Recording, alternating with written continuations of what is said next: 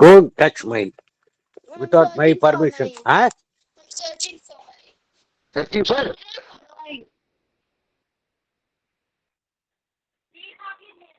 ಗುರುಗಳಿಗೆ ನಮಸ್ಕಾರ.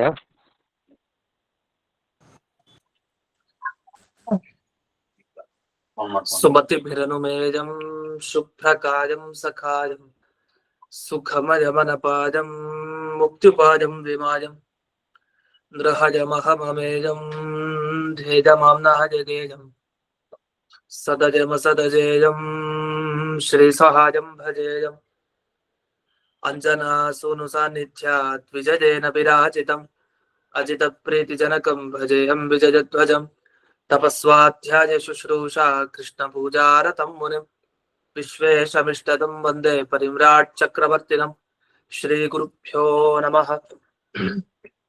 ಹರಿ ಓಂ. ಜನ್ಮಾದ್ಯಸ್ಯ ಯತೋನ್ಮಯಾದಿತರತಶ್ಚಾರ್ಥೇಷ್ವಭಿಘ್ನಸ್ವರಾಟ್ ತೇನೇ ಬ್ರಹ್ಮ ಹೃದಯ ಆದಿಕವಯೇ ಮುಖ್ಯಂತೆ ಯಂ ಸೂರಯಃ ತೇಜೋ ವಾರಿಮೃದಾಂ ಯಥಾ ವಿನಿಮಯೋ ಯತ್ರ ತ್ರಿಸರ್ಗೋ ಮೃಷಾ ಧಾಮ್ನಾ ಸ್ವೇನ ಸದಾ ನಿರಸ್ತಕುಹಕಂ ಸತ್ಯಂ ಪರಂ ಧೀಮಹಿ. ಓಂ ಸ್ವಸ್ತ್ಯಸ್ತು ಸದಾಂ ಅಶೇಷ ಸನ್ಮಂಗಲಾನಿ ಭವಂತು. ಸಮ್ಯಕ್ ಶ್ಲೋಕೈಕ ಶ್ರವಣ ಪಠನ ಮಾತ್ರೇಣ ವಕ್ತುಶ್ಚ ಶ್ರೋತॄಣಾಂ ನಿಖಿಲ ಕಲಿಕೃತ ಕಲ್ಮಷ ಅಪನೋದನ ಪಡುತ್ತಾರೆ. ಶ್ರೀಮದ್ ಭಾಗವತೆ ಮಹಾಪುರಾಣೆ ದ್ವಿತೀಯ ಸ್ಕಂಧೆ ದಶಮಾಧ್ಯಾಯೇ ಅದ್ಯ ಕಥಾನುವಾದೇ ಸತಿ ಕಿಂಚಿತ್ ಪೂರ್ವ ಕಥಾನುವಾದಃ.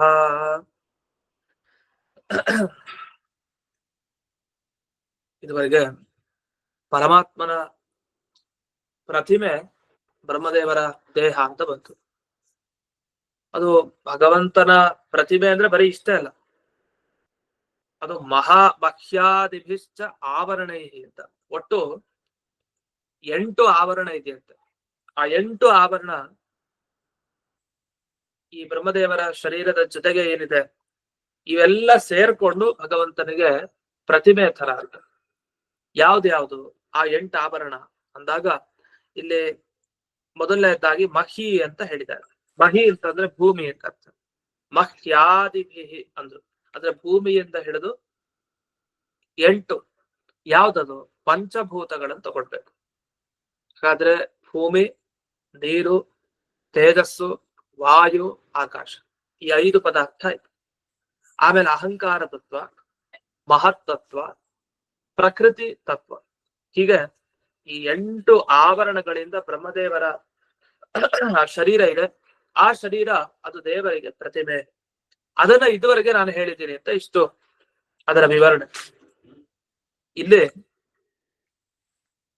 ಮೂಲದಲ್ಲಿ ಅಂದ್ರೆ ಭಾಗವತದಲ್ಲಿ ರೂಪ ಅಂತ ಶಬ್ದ ಬಂತಲ್ಲ, ಏತದ್ ಭಗವತೋ ರೂಪಂ, ಇದು ಭಗವಂತನ ರೂಪ ಅಂತ ಏನಿ 33ನೆಯ ಶ್ಲೋಕದಲ್ಲಿ ಬಂದಿದೆ. ಈ ರೂಪ ಅನ್ನೋದಕ್ಕೆ ಪ್ರತಿಮೆ ಅಂತ ಅರ್ಥ.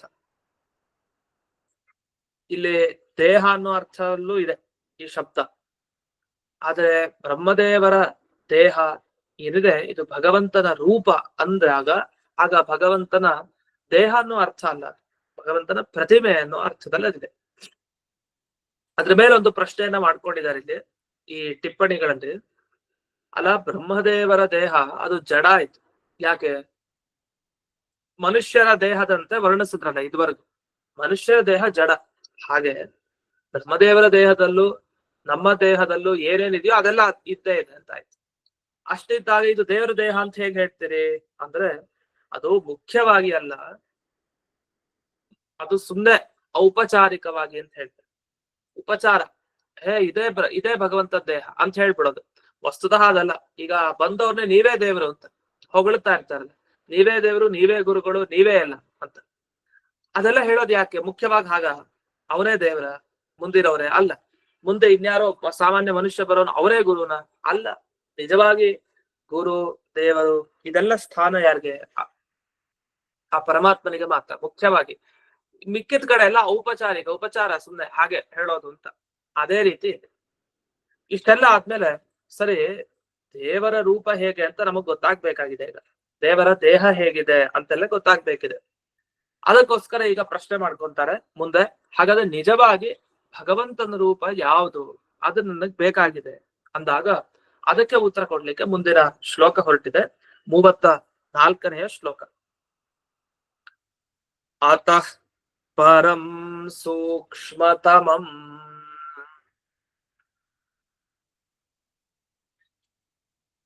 ಅವ್ಯಕ್ತಂ ನಿರ್ವಿಶೇಷಣಂ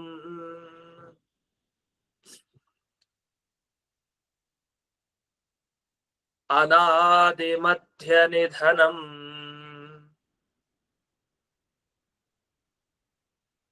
ನಿತ್ಯಂ ವಾಂಗ್ ಮನಸೋ ಪರಂ.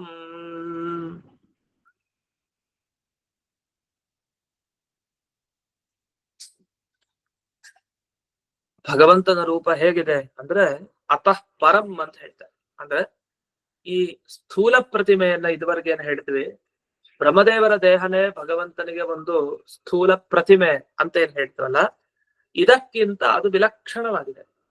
ಯಾವ ರೀತಿ ವಿಲಕ್ಷಣವಾಗಿದೆ, ವ್ಯತ್ಯಾಸ ಏನಿದೆ, ಇಡೀ ಬ್ರಹ್ಮಾಂಡ ಏನಿದೆ ಬ್ರಹ್ಮದೇವರ ದೇಹ, ಇದಕ್ಕೂ ಆ ಪರಮಾತ್ಮನ ದೇಹಕ್ಕೂ ಇರೋ ವ್ಯತ್ಯಾಸ ಏನು ಅಂದಾಗ ಒಂದೊಂದೇ ಬಿಡಿಸ್ತಾ ಹೋಗ್ತಾರೆ.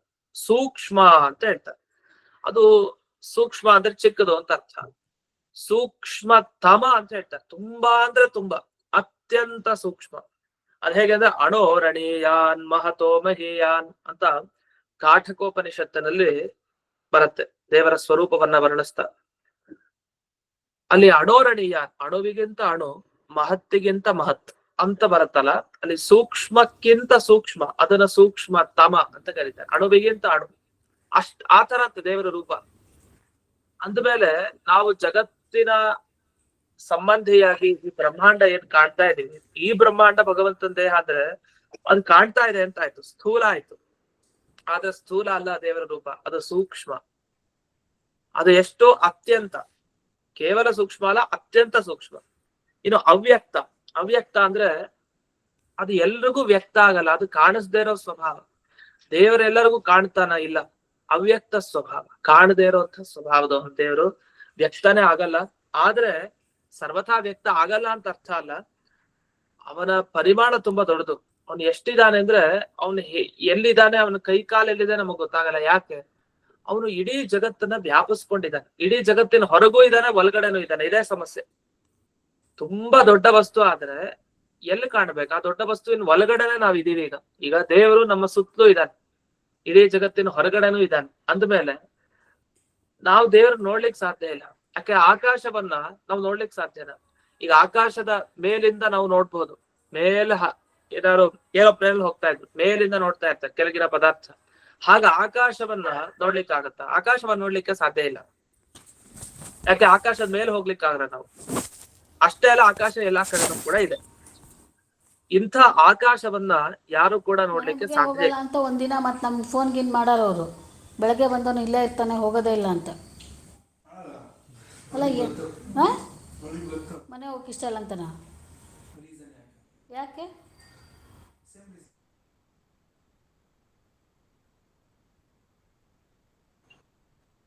ಹೀಗೆ ಆಕಾಶವನ್ನ ಯಾವ ರೀತಿ ನೋಡ್ಲಿಕ್ಕೆ ಆಗಲ್ವೋ, ಯಾಕೆ ಅಂದ್ರೆ ಮಹತ್, ಅದು ತುಂಬಾ ದೊಡ್ಡದು. ನಮಗಿಂತ ಚಿಕ್ಕ ವಸ್ತು ಆದ್ರೆ ಆ ಚಿಕ್ಕ ವಸ್ತುವನ್ನ ನಾವು ನೋಡ್ಬಹುದು.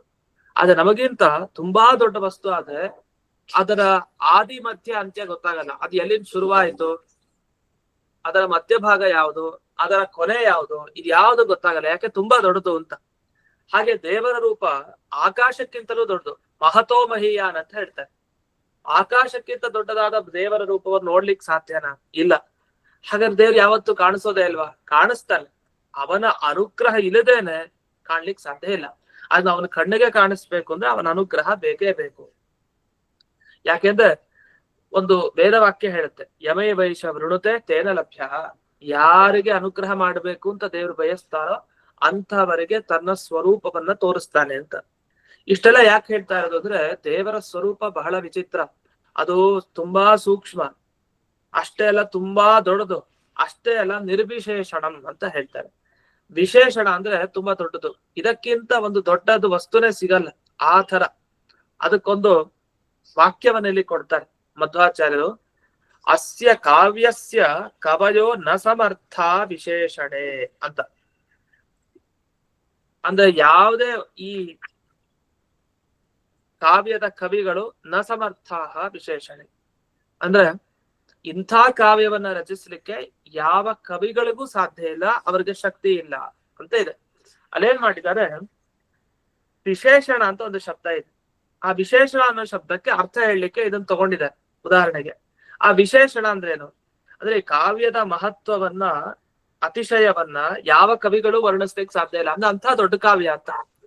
ಈ ತರ ಅಲ್ಲೇನ್ ಬಳಸಿದ್ದಾರೆ ಅಂದ್ರೆ ವಿಶೇಷಣ ಅನ್ನೋ ಶಬ್ದವನ್ನ ಅತಿಶಯ, ತುಂಬಾ ದೊಡ್ಡದು ಅನ್ನೋ ಅರ್ಥದಲ್ಲಿ ಅಲ್ಲಿ ಬಳಸಿದ್ದಾರೆ. ಅದೇ ತರ ಇಲ್ಲೂ ನಿರ್ವಿಶೇಷಣ ಅಂದ್ರೆ ಇದಕ್ಕಿಂತ ದೊಡ್ಡದು ಮತ್ತೊಂದು ಸಿಗಲ್ಲ, ಆ ತರ ದೇವರ ಸ್ವರೂಪ ಅಂತ ತಿಳ್ಕೊಳ್ಬೇಕು. ಅದನ್ನ ತಿಳಿಸ್ಲಿಕ್ಕೆ ಅಲ್ಲಿ ವಿಶೇಷಣ ಅನ್ನೋ ಶಬ್ದವನ್ನ ಬಳಸಿ ನಿರ್ ಅಂತ ಹೇಳ್ತಾರೆ, ನಿರ್ವಿಶೇಷಣ ಅಂತ ಹೇಳ್ತಾರೆ. ಇದನ್ನ ಹೇಳಲಿಕ್ಕೆ ಇಷ್ಟನ್ನ ಹೇಳಿ ಇನ್ನು ಆ ಭಗವಂತನ ರೂಪದ ಬಗ್ಗೆ ತಿಳಿಸ್ತಾರೆ. 3 ಬಗ್ಗೆ ಹೇಳಿದ್ರು. ಒಂದು ಅತ್ಯಂತ ಸೂಕ್ಷ್ಮ ಅಂತ ಹೇಳಿದ್ರು, ಹಾಗೆ ಅವ್ಯಕ್ತ ಅಂದ್ರು, ಕಾಣಿಸಲ್ಲ ಅಂತಂದ್ರು, ಅದು ತುಂಬಾ ದೊಡ್ಡದು ಅಂತ ಅರ್ಥ. ಮತ್ತೊಂದು ಇದನ್ನ ಮೀರ್ಸಿದ್ದು ಇನ್ನೊಂದು ಇಲ್ಲ ಅಂತ ಹೇಳಿದ್ರು. ಅಷ್ಟೇ ಅಲ್ಲ, ಪರ, ವಿಲಕ್ಷಣ, ನಿಮ್ಗೆ ದೇವರ ದೇಹ ಅಂದ್ರೆ ಕಲ್ಪನೆಗೂ ಬರಲ್ಲ, ಆ ತರ ಒಂದು ದೇಹ ಅದು. ಇನ್ನು ಅನಾದಿ ಮಧ್ಯ ನಿಧನ, ಅದಕ್ಕೆ ಆದಿ ಮಧ್ಯ ಅಂತ್ಯ ಇಲ್ಲ, ಅಂದ್ರೆ ಉತ್ಪತ್ತಿ ನಾಶ ಯಾವುದು ಇಲ್ಲ. ಇನ್ನು ನಿತ್ಯ, ಯಾವತ್ತೂ ದೇವರ ದೇಹ ಅದು ಇದ್ದೇ ಇರತ್ತೆ, ಎಂದಿಗೂ ನಾಶ ಇಲ್ಲ ಅದಕ್ಕೆ. ವಾಂಗ್ ಮನಸೋ ಪರಂ, ಇದು ದೇವರ ದೇಹದ ಬಗ್ಗೆ ಮಾತಾಡ್ಲಿಕ್ಕೆ ಹೋದ್ರೆ ಅದು ಮಾತಿಗೂ ನಿಲ್ಕಲ್ಲ, ನಮ್ಮ ಮನಸ್ಸಿಗೂ ನಿಲ್ಕಲ್ಲ. ಅಂತ ಮನಸ್ಸಿಗಿಂತಲೂ ಮೀರಿಸಿದ್ದು, ಅಂದ್ರೆ ಮನಸ್ಸಿಗೆ ಗೋಚರ ಆಗಲ್ಲ, ಮಾತಿಗೂ ಗೋಚರ ಆಗಲ್ಲ. ವಾಂಗ್ ಮನಸೋಹ ಪರಂ ಅಂತ ಹೇಳ್ತಾರೆ. ಯಾಕೆಂದ್ರೆ ಈ ಒಂದು ಮಾತಿದೆ, ಯಥೋ ವಾಚೋ ನಿವರ್ತಂತೆ ಅಪ್ರಾಪ್ಯ ಮನಸಾ ಸಹ ಅಂತ ಸ್ಪಷ್ಟವಾಗಿ ಹೇಳಿದೆ ಈ ವೇದ. ಏನಂತ ಹೇಳಿದೆ, ವೇದದ ಮಾತುಗಳು ತಾನೇ ಹೇಳ್ತಾ ಇರೋದು, ನನ್ನ ಮಾತುಗಳೆಲ್ಲ ದೇವರ ಹತ್ರಕ್ಕೂ ಹೋಗ್ಲಿಕ್ಕೆ ಸಾಧ್ಯ ಇಲ್ಲ, ಎಲ್ಲ ಹತ್ರಕ್ಕೆ ಹೋಗೋ ತರ ಹೋಗಿ ದೂರ ಬರ್ತಾ ಇದೆ, ಆಗ್ತಾ ಇಲ್ಲ ದೇವ್ರ ಬಗ್ಗೆ ಹೇಳಲಿಕ್ಕೆ, ಯಾಕಂದ್ರೆ ಅಷ್ಟು ಮಹಿಮೆ ಇದೆ ದೇವ್ರ ಬಗ್ಗೆ ಅಂತ. ಇನ್ನು ಭಗವಂತನ ದೇಹ ನಿತ್ಯ ಯಾವಾಗ್ಲೂ ಇರತ್ತೆ ಅಲ್ಲಿಗೆ ಏನಾದ್ರು ಪ್ರಮಾಣ ಇದೆಯಾ ಅಂದ್ರೆ ಅದಕ್ಕೂ ಪ್ರಮಾಣವನ್ನ ಇಲ್ಲಿ ಕೊಟ್ಟಿದ್ದಾರೆ. ನಿತ್ಯಂ ನಿತ್ಯೋ ನಿತ್ಯಾನ ಚೇತನ ಚೇತನಾನ ಅಂತ ಒಂದು ವೇದವಾಕ್ಯ ಇದೆ. ಅಲ್ಲಿ ನಿತ್ಯ ವಸ್ತುಗಳಲ್ಲೂ ನಿತ್ಯ ಅಂತ ಅಂದ್ರೆ ಈ ನಿತ್ಯ ವಸ್ತು ಅಂದ್ರೆ ಈಗ ಜೀವ ಇರ್ತಾನೆ, ಈ ತರ ಕಾಲ ಆಕಾಶ ಕೆಲವೆಲ್ಲ ನಿತ್ಯ ವಸ್ತುಗಳಿದೆ. ಅದು ಬೇಕಾದ್ರೆ ಒಂದು ದಿವಸ ದೇವರ ಸಂಕಲ್ಪಕ್ಕೆ ಬಂದ ನಾಶ ಆಗ್ಬಿಡ್ಬೋದಂತೆ, ಜೀವ ಸ್ವರೂಪನೇ ಹೋಗ್ಬೋದಂತೆ ಮನಸ್ಸು ಮಾಡಿದ್ರೆ. ದೇವರು ಒಂದು ನಿತ್ಯ ವಸ್ತುವನ್ನೂ ನಾಶ ಮಾಡ್ಲಿಕ್ಕೆ ಶಕ್ತಿ ಇದೆ ದೇವರಿಗೆ, ಆದ್ರೆ ಅದ್ ಮಾಡಲ್ಲ. ಯಾಕೆ? ಅವ್ನ ಸಂಕಲ್ಪ ಆಗಿದೆ, ಸತ್ಯ ಸಂಕಲ್ಪ, ಯಾವತ್ತೂ ಮಾಡಲ್ಲ ಅದನ್ನ. ಯಾವ್ದು ನಿತ್ಯ ವಸ್ತು ಇದೆಯೋ ಅದು ಎಂದಿಗೂ ಅದನ್ನ ನಾಶ ಅವ್ನ್ ಮಾಡಲ್ಲ. ಈಗ ದೈತ್ಯರ ಸ್ವರೂಪ ಇರುತ್ತೆ, ಜೀವ ದೈತ್ಯರ ಈ ಸ್ವರೂಪ ಏನಿದೆ ಜೀವ ಸ್ವರೂಪ, ಅದನ್ನ ಅವ್ರು ನಾಶ ಮಾಡಲ್ಲ, ಅವರು ಇದ್ದೇ ಇರ್ತಾರೆ. ಯಾವಾಗ್ಲೂ ದೈತ್ಯರು ಇದ್ದೇ ಇರ್ತಾರೆ, ಮತ್ತೆ ದೇವತೆಗಳು ಇದ್ದೇ ಇರ್ತಾರೆ, ಆ ಜೀವರು ಇದ್ದೇ ಇರ್ತಾರೆ.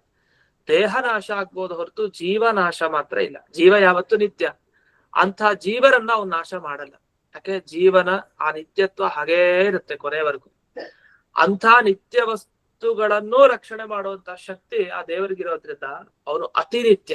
ಅವನ್ ತರ ನಿತ್ಯ ಯಾರು ಇಲ್ಲ, ಉತ್ಪತ್ತಿ ನಾಶ ಇಲ್ಲದೆ ಇರೋರು ಅಂಥ ವ್ಯಕ್ತಿ ಸಿಗಲ್ಲ ಅಂತ ಇಟ್ಟು ಭಗವಂತನ ಈ ವರ್ಣನೆಯನ್ನ ಮಾಡ್ತಾ ಬರ್ತಾ ಇದೆ, ಅಂದ್ರೆ ಅವನ ದೇಹದ ವರ್ಣನೆ. ಇನ್ನೊಂದು ನಿರ್ವಿಶೇಷಣ ಅಂತ ಒಂದು ಶಬ್ದ ಬಳಸಿದ್ರು ಭಾಗವತಲ್ಲಿ. ಅದು ಕೆಲವ್ರು ಏನ್ ಅರ್ಥ ಮಾಡ್ಕೊಂಡ್ರು ಅಂದ್ರೆ ದೇವರಲ್ಲಿ ಯಾವುದೇ ವಿಶೇಷಣ ಧರ್ಮ ಇಲ್ಲ, ಅವ್ನ್ ನಿರ್ಧರ್ಮಕ, ಒಂದು ಧರ್ಮನೂ ದೇವರಲ್ಲಿ ಕಾಣಲ್ಲ. ಅವ್ನ್ ನಿರ್ವಿಕಾರ ಮತ್ತೆ ನಿರಾಕಾರ, ಅವನಿಗೆ ವಿಕಾರ ಆಗಲ್ಲ, ಆಕಾರ ಇಲ್ಲ ಅವನಿಗೆ ಅಂತ ಅರ್ಥ. ಅಂದ್ರೆ ಹಾಗಲ್ಲ, ವಿಶೇಷಣ ಅಂದ್ರೆ ಬೇರೆನೆ ಅರ್ಥ ಅಂತ. ಇಷ್ಟು ಈ ಶ್ಲೋಕದ ಅಭಿಪ್ರಾಯ. ಇದರಲ್ಲಿ ಯಾದುಪತ್ಯದಲ್ಲಿ ಕೆಲವು ವಿವರಣೆಯನ್ನು ಮಾಡಿದೆ, ಅದಕ್ಕೆ ಹೋಗೋಣ. ಅಲ್ಲಿ ಸಾರವಾದ ಅರ್ಥ ಹೇಳಿದೆ ಈ ಶ್ಲೋಕಕ್ಕೆ. ಕರೆಕ್ಟ್ ಆಗಿ ಏನ್ ಅರ್ಥ ಇದಕ್ಕೆ ಅಂದ್ರೆ, ಈ ವೈರಾಜ ಪುರುಷ ಅಂದ್ರೆ ವಿರಾಟ್ ಪುರುಷ ಅಂತ ಏನ್ ಕರಿತೀವಲ್ಲ, ಈ ಬ್ರಹ್ಮಾಂಡದ ಬಲಗಡೆ ಎಲ್ಲ ಕಡೆ ವ್ಯಾಪಿಸ್ಕೊಂಡಿರೋದು, ಹಾಗೆ ಈ ಬ್ರಹ್ಮದೇವರೇನಿದಾರಲ್ಲ ಆ ವಿರಾಜ ಪುರುಷನಿಗೆ ಅಂದ್ರೆ ಪುರುಷ ಸೂಕ್ತ ಹೇಳುವಂತ ಪುರುಷ ನಾಮಕ ಪರಮಾತ್ಮನಿಗೆ ಬ್ರಹ್ಮದೇವರ ಶರೀರ ಅದು ರೂಪದಂತೆ ಇದೆ. ಅಂದ್ರೆ ಅವನ ಅಧೀನವಾಗಿ ಅದು ಕೆಲಸ ಮಾಡುತ್ತೆ, ಅದರಿಂದ ಅವಂದೇ ಅದು ಅಂತ. ಬ್ರಹ್ಮದೇವರೇ ತಮ್ಮ ದೇಹವನ್ನ ಭಗವಂತನ ಕೊಟ್ಬಿಟ್ಟಿದ್ದಾರೆ ಅನ್ನೋ ತರ. ಬ್ರಹ್ಮದೇವರು ಏನು ಸ್ವಾತಂತ್ರ್ಯ ಪಡೆದಿಲ್ಲ ತಮ್ಮ ದೇಹದಿಂದ ಕಾರ್ಯವನ್ನು ಮಾಡ್ಲಿಕ್ಕೆ, ಎಲ್ಲ ಕೂಡ ಭಗವಂತನ ಅನುಗ್ರಹದಿಂದಲೇ. ಅದು ದೇವರಿಗೆ ಬ್ರಹ್ಮದೇವರ ದೇಹ ಅರ್ಪಿತ ಆಗೋಗಿದೆ ಅಷ್ಟೇ. ಅದು ಏನೇ ಇದ್ರೂ ಉಪಯೋಗಿಸೋದು ದೇವರ ಅಧೀನ. ಹಾಗಾಗಿ ಅದು ದೇವರ ರೂಪದಂತೆನೆ ಇದೆ ಅಂತ. ಇನ್ನು ಅಷ್ಟೇ ಅಲ್ಲ, ಹಿಂದಕ್ಕೆ ಪಾತಾಳಮೇತಸ್ಸಿ ಪಾದ ಮೂಲಂ ಅಂತೆಲ್ಲ ಹಿಂದೆ ಬಂತು. ಭಗವಂತನ ಪಾದ ತಳ ಯಾವುದು? ಪಾತಾಳಮೇತಸ್ಸಿ ಅಂತ. ಪಾದದ ಮೂಲ ಅಂದ್ರೆ ಪಾತಾಳ ಅಂತ. ಒಂದೊಂದು ಇದು ಲೋಕಗಳಿದೆ, ಆ ಲೋಕಗಳೆಲ್ಲ ದೇವರ ಒಂದೊಂದು ಅಂಗಗಳಿಂದ ಸೃಷ್ಟಿಯಾಯಿತು ಅಂತ ಬಂತು. ಇದೆಲ್ಲ ಏನು ಹಿಂದೆ ವಿಷಯ ಬಂತಲ್ಲ, ಆ ವಿಷಯವನ್ನೆಲ್ಲ ಈಗಾಗಲೇ ಶುಕಾಚಾರ್ಯರು ಪರೀಕ್ಷಿತ್ ರಾಜನಿಗೆ ವಿಸ್ತಾರವಾಗಿ ತಿಳಿಸಿದ್ದಾರೆ. ಇಷ್ಟೆಲ್ಲ ತಿಳಿಸಿ ಈ ಒಂದೊಂದು ಶಬ್ದಗಳಿಗೆ ಎಲ್ಲೇನು ಅರ್ಥ ಬಂದಿದೆಯಲ್ಲ, ಅದಕ್ಕೆ ಬೇರೆ ಬೇರೆ ಬೇರೆ ಅರ್ಥ ಹೇಳ್ತಾರೆ. ನಿತ್ಯ ಅನ್ನೋ ಶಬ್ದಕ್ಕೆ ವಸ್ತುತಃ ಏನರ್ಥ? ನಿತ್ಯ ಅಂದ್ರೆ ಯಾವಾಗ್ಲೂ ಇರೋದು ಅಂತ ಅರ್ಥ. ಯಾವಾಗ್ಲೂ ಇರೋದಲ್ವಂತೆ, ಯಾವಾಗ್ಲೂ ಒಂದೇ ತರ ಇರೋದಂತೆ, ಅದನ್ನ ನಿತ್ಯ ಅಂತ ಕರೀತಾರಂತೆ. ಇದು ಸೂಕ್ಷ್ಮ. ಇದನ್ನ ಯಾವುದು ಪತ್ತೆ ಟಿಪ್ಪಣಿಯಲ್ಲಿ ಬಳಸ್ತಾರೆ. ಯಾಕೆಂದ್ರೆ ಹಿಂದಿನ ಒಂದು ಶಬ್ದ ಬಂತು, ಈ ವಸ್ತುವಿಗೆ ಆದಿ ಇಲ್ಲ, ಮಧ್ಯ ಇಲ್ಲ, ಅಂತ್ಯ ಇಲ್ಲ. ಅಂದ್ರೆ ಹುಟ್ಟಲ್ಲ, ಸಾವಿಲ್ಲ, ಮಧ್ಯಕ್ಕೆ ಆ ರೀತಿ ಇರ್ಲಿಕ್ಕೆ ಸಾಧ್ಯ ಇಲ್ಲ ಅಂತ. ಹಾಗಾದ್ರೆ ಆ ಶಬ್ದನ ಹೇಳ್ತಲ್ಲ, ಹುಟ್ಟಿಲ್ಲ, ಸಾವಿಲ್ಲ ಅಂತ. ಮತ್ತೆ ನಿತ್ಯ ಅನ್ನೋ ಶಬ್ದವನ್ನ ಯಾಕೆ ಬಳಸಿದ್ರು? ಮತ್ತೆ ಅದಕ್ಕೂ ಅದೇ ಅರ್ಥ. ಒಂದೇ ಅರ್ಥವನ್ನು ತಿಳಿಸ್ಲಿಕ್ಕೆ ಯಾಕಷ್ಟು ಶಬ್ದಗಳನ್ನು ಬಳಸ್ಬೇಕು? ಆದ್ರಿಂದ ನಿತ್ಯ ಅಂದ್ರೆ ಸದಾ ಏಕರೂಪಂ, ಯಾವಾಗ್ಲೂ ಒಂದೇ ತರ ಇರ್ತಾನೆ, ಅದು ನಿತ್ಯ ಅಂತ ಕರೀತೀವಿ. ಅದೇ ಅರ್ಥ. ವೃದ್ಧಿಹ್ರಾಸ ಇರಲ್ಲ. ಒಬ್ರು ಬೈದಾಗ ಹಿಗ್ಗುತ್ತಾನೆ ಇಲ್ಲ, ಬೈದಾಗ ಕುಗ್ಗುತ್ತಾನೆ, ಇನ್ನು ಹೊಗಳಿದಾಗ ಹಿಗ್ಗುತ್ತಾನೆ ಅಂತ ಹೇಳ್ಬೇಕು. ಕೆಲವ್ರಿಗೆ ಏನಂದ್ರೆ ವಿರಕ್ತರಿಗೆ ಬೈದಾಗ ಹಾಗೆ ಇರ್ತಾರೆ, ಹೊಗಳಿದಾಗ ಕುಗ್ತಾರೆ. ಇನ್ನು ಬೈದಾಗ ಹಾಗೆ ಇರ್ತಾರೆ, ಬೇಕಾದ್ರೆ ಹೊಗಳಿದಾಗಂತೂ ಕುಗ್ಬಿಡ್ತಾರೆ. ಆದ್ರೆ ಸಾಮಾನ್ಯವಾಗಿ ಕಲಿಯುಗದಲ್ಲಿ ಹಾಗೆ ಯಾರು ಇರಲ್ಲ ಮನುಷ್ಯರು. ಅಂತೂ ಈ ವಿರಕ್ತರಿಗಾಗ್ಲಿ, ಸಾತ್ವಿಕರಿಗಾಗ್ಲಿ, ದುಷ್ಟರಿಗಾಗ್ಲಿ ಅವ್ರಿಗೆಲ್ಲ ವೃದ್ಧಿಹ್ರಾಸಗಳು ಇರತ್ತಲ್ವಾ? ವಿರಕ್ತರಿಗೆ ಇರಲ್ಲ ಅಂತ ಅನ್ಸತ್ ನಮ್ಗೆ. ಆದ್ರೆ ದೇವರ ತರ ವೃದ್ಧಿಹ್ರಾಸ ಇಲ್ಲದೆ ಇರೋರು ಯಾರು ಇಲ್ಲ ಜಗತ್ತಿನಲ್ಲಿ. ಅವನ ವೃದ್ಧಿಹ್ರಾಸಗಳೇ ಬೇರೆ. ಅವ್ರಿಗೆ ಯಾವತ್ತು ಈ ಕಾಮಕ್ರೋಧಾದಿಗಳ ದೋಷದ ಲೇಪ ಆಗ್ಲಿ, ಸಂಸಾರ ಬಂಧನದ ಒಂದು ಸಂಬಂಧ ಆಗ್ಲಿ ಯಾವತ್ತಿಗೂ ಬರಲ್ಲ. ಅದನ್ನ ವೃದ್ಧಿಹ್ರಾಸ ವಿವರ್ಜಿತ ಅವನು. ಇಷ್ಟು ಈ ಶ್ಲೋಕದ ಅಭಿಪ್ರಾಯ. ಇದೆಲ್ಲ ಸೇರಿ ಒಟ್ಟಾಗಿ ದೇವರ ಸ್ವರೂಪ ಅಂದ್ರೆ ಏನು ಅಂದಾಗ ಅವ್ರು ವಿವರಿಸಿದ್ದು ಅನೇಕ ಶಬ್ದಗಳಿಂದ. ಅದಕ್ಕೆ ಆದಿ ಇಲ್ಲ, ಮಧ್ಯೆ ಇಲ್ಲ, ಅಂತ್ಯ ಇಲ್ಲ, ಅದು ಯಾವಾಗ್ಲೂ ಒಂದೇ ತರ ಇರುತ್ತೆ. ಮಾತು ಮನಸ್ಸಿಗೆ ನಿಲುಕಲ್ಲ. ಮನಸ್ ಮಾಡಿದ್ರೆ ಮಾತ್ರ ಅದು ಕಣ್ಣಕ್ ಕಾಣಿಸೋದು. ಅಷ್ಟೇ ಅಲ್ಲ, ಅದನ್ನ ಮೀರಿಸಿದ್ ಇನ್ನೊಂದು ಸಿಗಲ್ಲ. ಹಾಗೆ ನೋಡ್ಲಿಕ್ಕೆ ತುಂಬಾ ಚಿಕ್ಕದು, ಅದರಷ್ಟು ಚಿಕ್ಕದು ಯಾವ್ದೂ ಸಿಗಲ್ಲ, ಅದಕ್ಕಿಂತ ದೊಡ್ಡದು ಯಾವ್ದು ಸಿಗಲ್ಲ. ಇಂಥ ಒಂದು ವಿಚಿತ್ರವಾದ ಭಗವಂತನ ದೇಹ ಅದು ಬ್ರಹ್ಮದೇವರ ದೇಹವೇ ಅಂತ ಹೇಗೆ ಹೇಳಲಿಕ್ಕೆ ಸಾಧ್ಯ? ಆ ದೇಹಕ್ಕೂ ಈ ದೇಹಕ್ಕೂ, ಅದರ ದೇವರ ದೇಹಕ್ಕೂ ಬ್ರಹ್ಮದೇವರ ದೇಹಕ್ಕೂ ತುಂಬಾ ಈ ಅಜಗಜಾಂತರ ವ್ಯತ್ಯಾಸ ಅಂತ ಹೇಳ್ತೀವಲ್ಲ, ಅಷ್ಟು ವ್ಯತ್ಯಾಸ ಇದೆ ಅಂತ ಇಷ್ಟು ವಿವರಣೆ ಮಾಡಿದ್ವಿ. ಇಷ್ಟಾದ್ಮೇಲೆ ಮುಂದೆ 35ನೇ ಶ್ಲೋಕದಲ್ಲಿ ಏನ್ ಹೇಳ್ತಾರೆ ಅಂತ ನೋಡೋಣ. ಅಮುನಿ ಭಗವತ್ ರೂಪೇ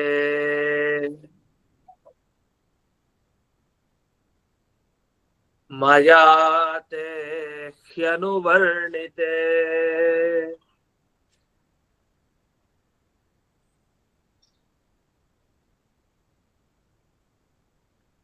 ಉಭೇ ಅಪಿ ನ ಗೃಹಂತೆ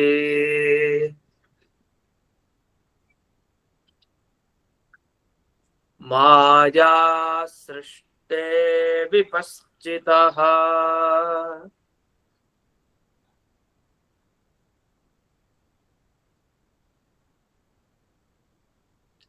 ಇದುವರೆಗೆ ದೇವರ ಎರಡು ರೂಪದ ಬಗ್ಗೆ ತಿಳಿಸಿದ್ರು. ಒಂದು ಅವನ ರೂಪನೆ, ಸಾಕ್ಷಾತ್ ಅವನ ದೇಹದ ಬಗ್ಗೆ. ಇನ್ನೊಂದು ಅವನ ಪ್ರತಿಮೆಯ ಬಗ್ಗೆ ತಿಳಿಸಿದ್ರು. ಬ್ರಹ್ಮದೇವರ ದೇಹ ಭಗವಂತನ ಪ್ರತಿಮೆ. ಈಗ ಛಲ ಪ್ರತಿಮೆ, ಅಚಲ ಪ್ರತಿಮೆ ಅಂತೆಲ್ಲ ಹೇಳ್ತೀವಿ. ಛಲ ಪ್ರತಿಮೆ ಅಂದ್ರೆ ದೊಡ್ಡ ಜ್ಞಾನಿಗಳು, ಸನ್ಯಾಸಿಗಳು, ಇಂಥವರೆಲ್ಲ ದೊಡ್ಡ ದೊಡ್ಡ ಜ್ಞಾನಿಗಳು ಯಾರಿರ್ತಾರೆ ಅವರೆಲ್ಲ ದೇವರ ಛಲ ಪ್ರತಿಮೆ. ಅಚಲ ಪ್ರತಿಮೆ ಅಂದ್ರೆ ಯಾವುದು? ಸಾಲಗ್ರಾಮ. ಅದು ಒಂದೇ ಕಡೆ ಇಟ್ಟಿದ್ರೆ, ಪ್ರತಿಷ್ಠಾಪಿತವಾಗಿದ್ರೆ ತಗೊಂಡು ಹೋಗ್ತಾ ಇದ್ರೆ ಅದು ಛಲ ಪ್ರತಿಮೆನೆ. ಇನ್ನು ಮೂರ್ತಿ ಪ್ರತಿಷ್ಠಾಪನೆ ಆಗಿದ್ರೆ ಅಂಥ ಮೂರ್ತಿಗಳೆಲ್ಲ ಅಚಲ ಪ್ರತಿಮೆಗಳ ಒಂದೇ ಕಡೆ ಇರುತ್ತೆ, ಅಲ್ಲೇ ಪೂಜೆಗೊಳ್ತಾ ಇರುತ್ತೆ. ಅದರ ಪರ್ಯಟನ ಇಲ್ಲ, ಅದರ ಸಂಚಾರ ಇಲ್ಲ, ಒಂದೇ ಕಡೆ ಇರೋದು. ಹೀಗೆ ಛಲ ಪ್ರತಿಮೆ, ಅಚಲ ಪ್ರತಿಮೆ ಅಂತೀವಲ್ಲ, ಆ ತರ ಬ್ರಹ್ಮದೇವರ ದೇಹವೂ ಕೂಡ ದೇವರ ಪ್ರತಿಮೆ ಅಂತ ಬಂತು. ಹಾಗಾದ್ರೆ ಎರಡು ರೂಪ ಬಂತು. ಒಂದು ಸ್ಥೂಲ ರೂಪ, ಮತ್ತೊಂದು ಸೂಕ್ಷ್ಮ ರೂಪ. ಸೂಕ್ಷ್ಮ ರೂಪ ಇದು ದೇವರ ಸಾಕ್ಷಾತ್ ದೇಹ. ಈ ಸ್ಥೂಲ ರೂಪ ಏನಿದೆ ಅದು ಬ್ರಹ್ಮದೇವರ ದೇಹ, ಅದು ದೇವರ ಪ್ರತಿಮೆ ಅಂತ ಇಷ್ಟು ಬಂತು. ಈ ಎರಡು ಭಗವಂತನ ರೂಪಗಳೇ ಇದು. ಒಂದು ದೇವರನ್ನ ಹೊಂದಿರತ್ತೆ ಒಂದು ರೂಪ, ಇನ್ನೊಂದು ದೇವರೇ ಆಗಿರತ್ತೆ, ಅಷ್ಟೇ ವ್ಯತ್ಯಾಸ ಈ ಎರಡು ರೂಪಕ್ಕೆ. ಇದೆಲ್ಲ ಯಾಕೆ ವರ್ಣಿಸಿದ್ದು ಅಂದ್ರೆ ಉಭೇ ಅಪಿ ನಗೃಹಂತಿ ಮಾಯಾ ಸೃಷ್ಟೇ ವಿಪಶ್ಚಿತ. ಯಾರು ಅಜ್ಞಾನಿಗಳು ಇದ್ರ ಬಗ್ಗೆ ಅಜ್ಞಾನವನ್ನು ಹೊಂದಿರ್ತಾರೆ, ಅವ್ರಿಗೆ ದೇವರ ರೂಪ ಯಾವ್ದು ಅಂತ ಗೊತ್ತಾಗಲ್ಲ, ಬ್ರಹ್ಮದೇವರ ದೇಹ ದೇವರ ಪ್ರತಿಮೆ ಅಂತಾನೂ ಗೊತ್ತಾಗಲ್ಲ. ಯಾಕೆ ಅಂದ್ರೆ ಮಾಯಾ ಸೃಷ್ಟೆ, ಈ ಜಗತ್ತಿನಲ್ಲಿ ಸಿಕ್ಕಾಕೊಂಡ್ರೆ ಜನರಿಗೆ ಅಜ್ಞಾನನೇ ಜಾಸ್ತಿ. ಯಾಕೆ ದೇವರ ಇಚ್ಛೆನೇ ಹಾಗೆ, ದೇವರ ಮಾಯೆ ಹಾಗೆ. ಅಷ್ಟೇ ಅಲ್ಲ, ಪ್ರಕೃತಿ ತತ್ವ ಹಾಗೆ. ಅದರ ಬಂಧನಕ್ಕೆ ಸಿಲುಕಿದ ಜನರು ಯಾರಿರ್ತಾರೆ ಅವರಿಗೆ ಎರಡು ರೂಪದ ಬಗ್ಗೆ ಸರಿಯಾಗಿ ಜ್ಞಾನ ಬರೋದೇ ಇಲ್ಲ. ಅದಕ್ಕೋಸ್ಕರನೇ ಇಷ್ಟು ವಿಸ್ತಾರವಾಗಿ ಈ ಎರಡನ್ನೂ ಕೂಡ ಜ್ಞಾನಿಗಳೆಲ್ಲರೂ ಒಪ್ಪಿದ್ದಾರೆ, ಭಗವಂತನ ಎರಡು ರೂಪಗಳು ಅಂತ. ಅದು ಒಂದು ಪ್ರತಿಮಾ ರೀತಿಯಲ್ಲಿ, ಇನ್ನೊಂದು ಸಾಕ್ಷಾತ್ ಆಗಿ. ಅಂದ್ರೆ ಎರಡೂ ರೂಪಗಳನ್ನ ತಿಳ್ಕೊಳ್ಬೇಕು, ಅದಕ್ಕೋಸ್ಕರ ನಾನು ನಿನಗೆ ಉಪದೇಶ ಮಾಡಿದ್ದೀನಿ ಅಂತ ಇಷ್ಟು ಶುಕಾಚಾರ್ಯರು ಪರೀಕ್ಷಿತ್ ರಾಜನಿಗೆ ಹೇಳ್ತಾರೆ. ಕೆಲವರೆಲ್ಲ ಬೇರೆ ಬೇರೆನೆ ಅರ್ಥ ಮಾಡ್ಬಿಟ್ಟಿದ್ದಾರೆ. ಈ ಎರಡೂ ರೂಪ ನಮಗ್ ಬೇಡವೇ ಬೇಡ, ಯಾಕೆಂದ್ರೆ ನಿರ್ಗುಣ ನಿರಾಕಾರನೇ ಬ್ರಹ್ಮ ಅಂತ ಹೀಗೆಲ್ಲ ಕೆಲವರು ಅರ್ಥ ಮಾಡಿದ್ದಾರೆ.